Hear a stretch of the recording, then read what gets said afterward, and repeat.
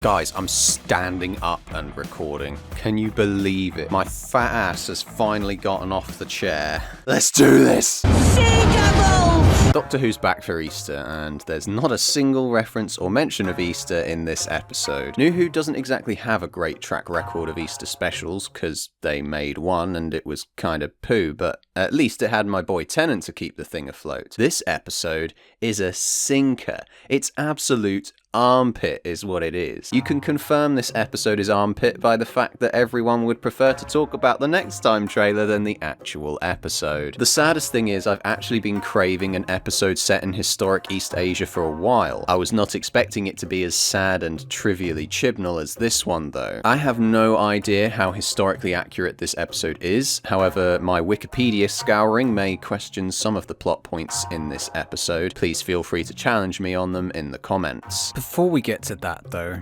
I'd like to raise a toast to the channel's sponsor, Atlas VPN. 3-year membership, $1.99 pretty pennies a month, 30-day money-back guarantee. A virtual private network provides you with additional protection against unwanted sea devils when browsing the internet by changing your internet location. Just like the characters teleporting from one location to another in this episode, you can teleport your internet location from wherever you are to over 30 countries around the world. This not only gives you peace of mind whilst using your devices, but brings all sorts of additional benefits. For example, you can access geo-restricted TV and films on streaming services not available in your home country. You could also potentially save some money whilst shopping online. Atlas now has a breach monitor too. Simply type in your email address and the app will let you know if your account was compromised in the past or recently. When connected, Atlas now blocks ads, trackers, and malicious links. Protect unlimited devices with a single subscription and get that time-sensitive offer by clicking my link in the description. A 3-year subscription where you pay the equivalent of $1.99 a month. That's a serious budget-saving offer. Now, without further ado,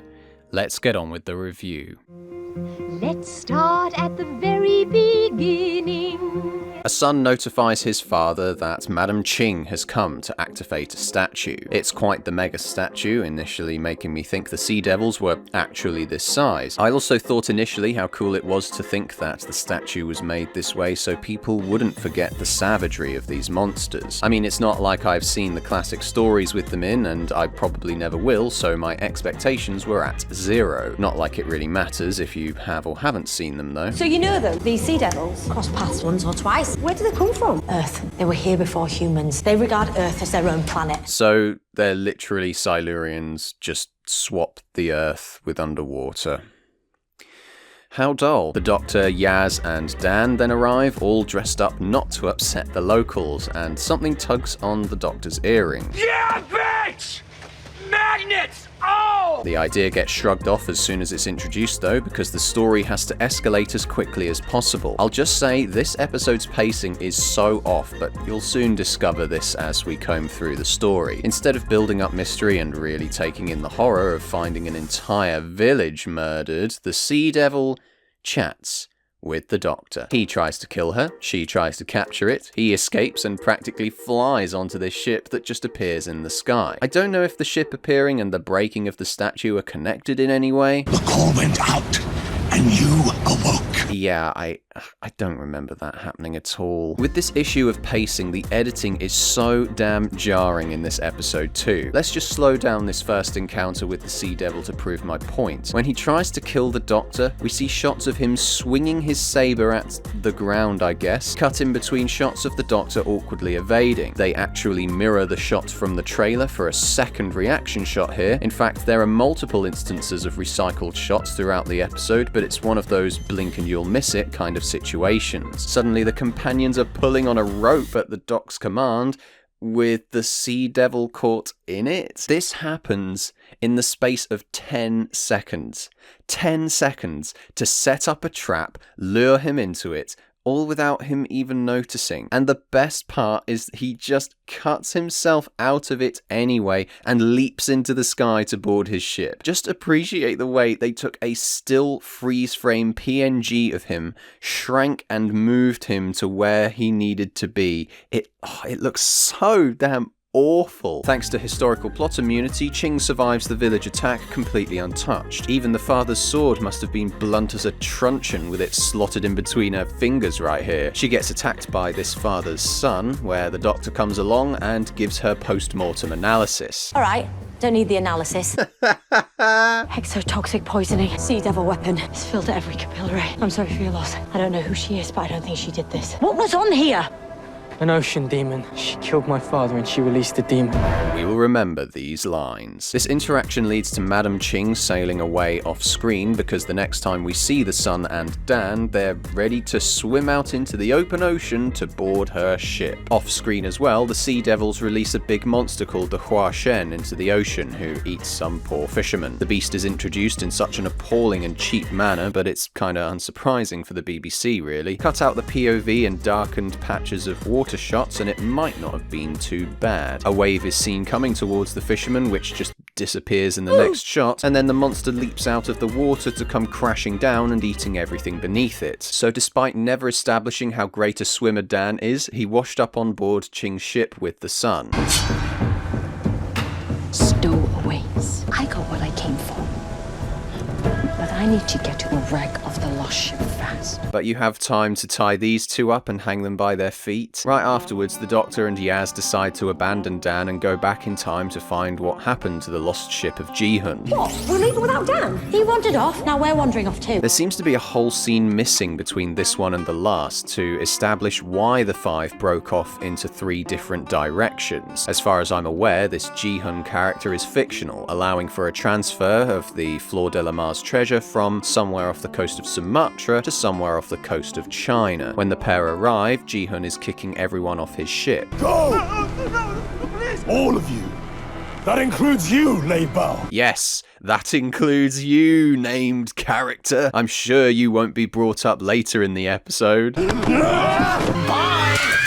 For some reason, Yaz and the Doc just start blurting the outright obvious to each other, completely undetected by Ji-hun and the materializing Sea Devil. He's throwing them off. He's forcing them off to die in the water. No ship, Sherlock. It's not natural mist. No ship, Sherlock. Those things were here in the 16th century. Ji-hun's in league with the Sea Devils. His ship is going down. I'm even more confused about Ji-hun and his motives. He supposedly brokered a deal with the Sea Devils, giving them the necklace thing in exchange for allowing his crew to escape. To save my men, to allow them to escape. Apparently Sea Devils don't broker deals with land parasites though, and the big off-screen sea monster comes along and eats Ji-hun's crew off-screen. Well, except the named character, of course. The TARDIS returns to 1807 underwater, where the ship sank. Yaz rightfully says, Wait, are we underwater? Bottom of the ocean? And you're going to open those doors? Oh yeah. and holy crap, this is actually kinda cool. Oxygen bubble. They couldn't just let this moment breathe, could they? And I reinforced it with an aqua shield as well. Isn't it spectacular? What a universe. What a planet.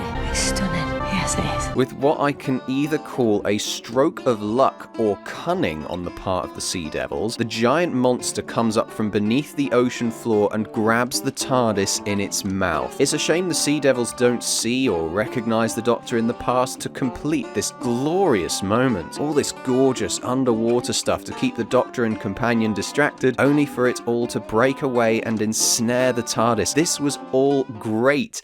Until these stupid shots at the Doc and Yaz face planting the floor completely ruined the moment. Back on the ship, the fun really begins because we find out why Ching is sailing alone. My crew were taken. They're being held hostage by Gopodai and the Black Flag Fleet. Alright, let me just open Wikipedia. So, the Black Flag Fleet is a part of Ching's Pirates Confederation. You know, like a confederation. They're not just a ship, there's like fleets involved. It's massive. I could be wrong, but I think the betrayal she's describing in this episode is around 2 years too early, seeing as she was commanding Gopodai and the Black Flag Fleet in 1809. This episode is set in 1807. Her dead husband's adopted son, whom she later married as well, fought in an open battle against the Black Flag fleet. This revelation that her crew have been taken by one of her own fleets, or what I believe to be just a lazy excuse to save money hiring extras, not only seems unbelievable without Wikipedia, but makes even less sense if you do just the tiniest bit of Googling. What confuses me more is that given the year this episode is set, why couldn't they have tied in two potentially dramatic moments of Ching's life into this episode? You lost your father, I could lose my sons. So, at least they acknowledged she has children, but... How old are the boys?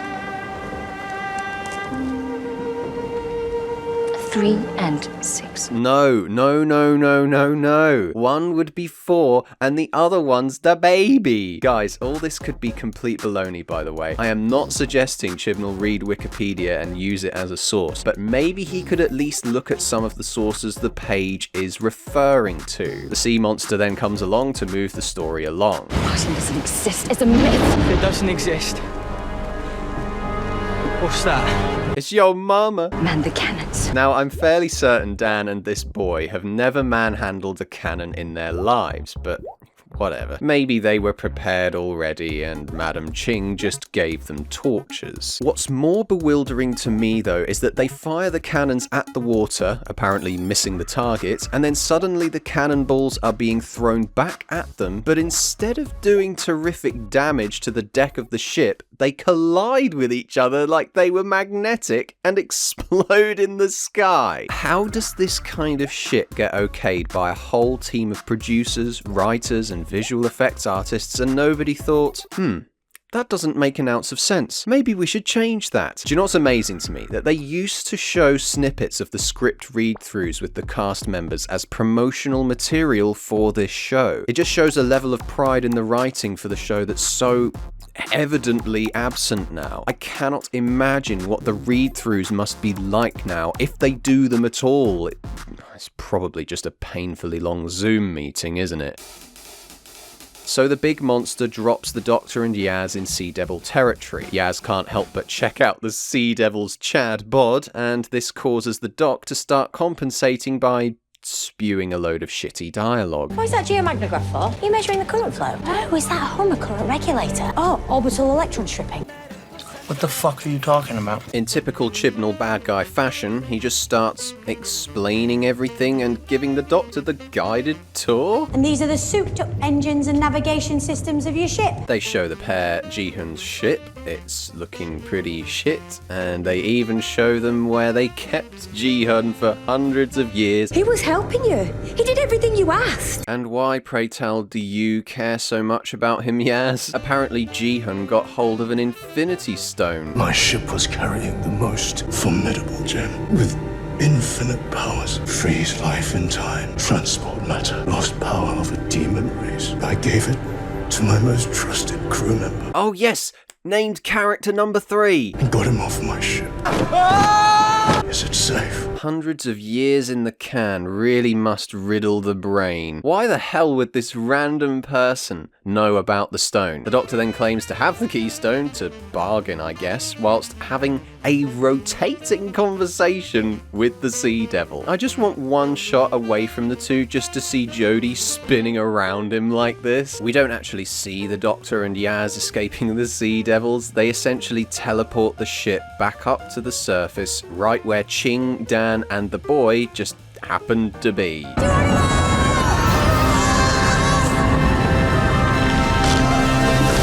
Magnitudes of convenience off the fucking scale again here, folks. So Ji-hun says the keystone is an orange gem that glows occasionally. As if by magic, the shopkeeper appeared. No, sorry. As if by magic, the kid from the village starts glowing orange, and to top it all off, a Sea Devil magically appears and holds him hostage. It belonged to my mother. She got it from her grandfather. It goes all the way back to the Great Les Baux. Les Baux.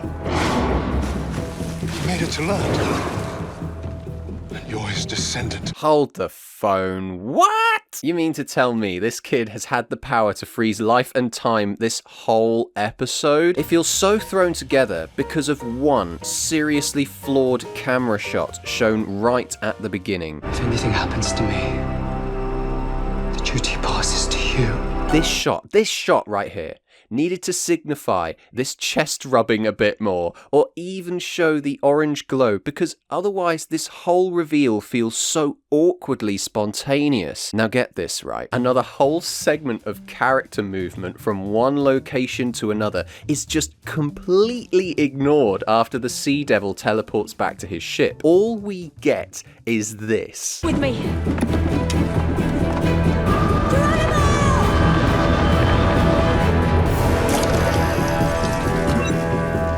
I know what you're doing. It's not like they even tied up the ropes should they need to get back up there for whatever reason. All I can imagine is the Doctor jumping up there like the Sea Devil did at the start, because how else do you explain this shit? The Doctor and the gang wind up back on the ship so that she can explain everything that the Sea Devil is doing. They're trying to flip the Earth's geomagnetic poles, south to north, north to south, longitude to latitude. That's why even the stars feel like they're moving. You weren't even there. You weren't even there! Say hello to my crew. Hello! This is where the story wraps up, and it's basically just an excuse for an action sequence.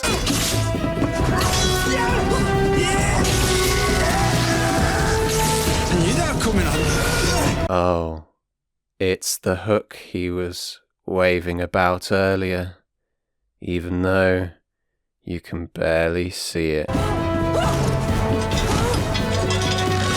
Right in the cock. More Sea Devils appear for the other side characters to fight, whilst the Doctor's doing fucking front flips to save her own neck. Imagine if she was actually established as being an acrobatic character in earlier seasons. How cool would that have been? Despite all the running around, hooks and somersaults, the whole time, the Doctor could have just zapped the Sea Devil's swords out of their hands with her sonic screwdriver. I mean, what else will it be to save the day? Hold him there!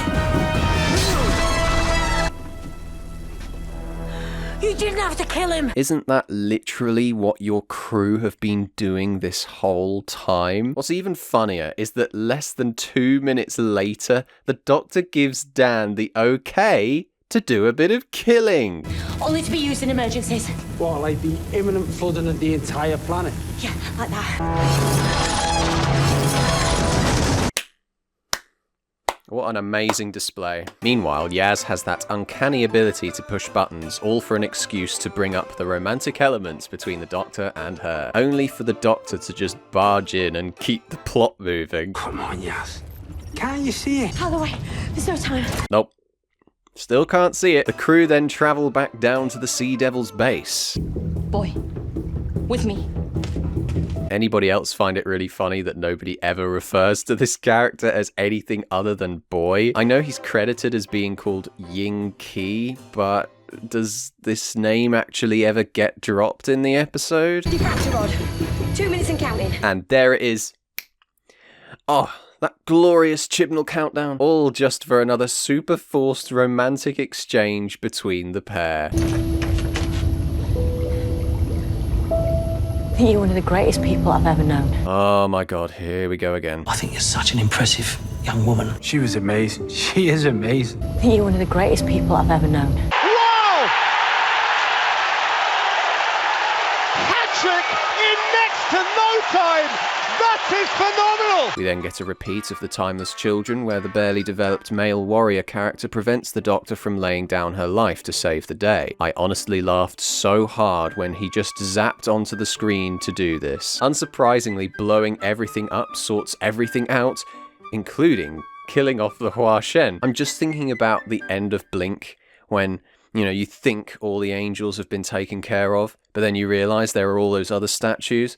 Why couldn't they have done the same with the Hua Shen? Like, just one shot of it swimming around ready to, I don't know, eat the camera. It sounds stupid, but I would rather that than they just forget about it and just not even acknowledge that it's been dealt with. Like, none of the Doctor's crew care that it's still out there, eating poor fishermen. Whilst all that was going on, Madam Ching was conveniently able to find a bunch of booty to buy back her crew. Apparently there's a new addition to the crew after this adventure, though. We should get you back to your village. Yeah. No, it's my responsibility. I'm sorry for what happened to your father, but you could find a home here as part of my crew.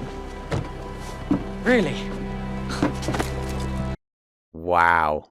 Just wow. Let's rewind the tape back a bit, shall we? She killed my father and she released the demon. Too right. This pirate is the whole reason all this shite happened in the first place. A massive flying pirate ship and murderous monsters alike are let loose on the world with a father, fisherman, and village all murdered. Madam Ching probably didn't know that this would happen, and it's very noble that she would take responsibility for the boy, but it's this smiley hug that is the most rotten thing about this entire episode. So the end of the episode sees Dan having a pointless phone call with Di, and the doctor basically confesses that she has commitment issues. These two spit some absolute truth bars about relationships, but it's coming off the back of one of the worst episodes in the revival. It's probably one of the worst looking episodes as well, which I'm going to ramble about for a minute before I wrap this up. All the red sky scenes on the ship are coloured in such a sickly manner with what I'm assuming are green screen backdrops. I really do not know why they thought the Sea Devil needed facial animations when it talks. He has a blue light thing to indicate when he's talking anyway. These weird polyjuice potion effects look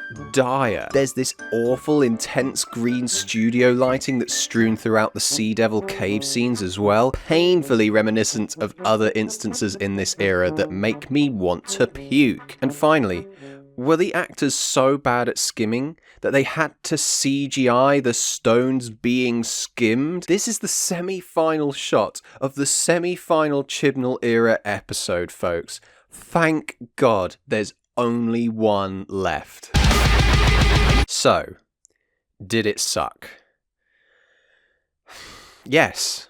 What a disaster. I think this episode had me intrigued for about 30 seconds before it all just collapsed under its own stupidity. The episode's dialogue is as appalling as ever, and it looks like garbage. It's edited horribly, has the most uninspired story, despite it having a super interesting historic backdrop. It's just everything that's wrong with this era encapsulated into one episode. I give Legend of the Sea Devils a 1 out of 10.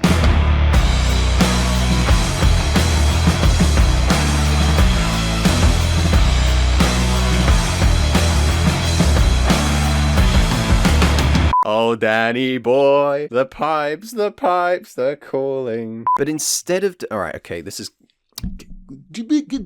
And then suddenly the cannibals are being... Oh, cannibals. In typical Chibnical fictional. It is just me, a lonely boy.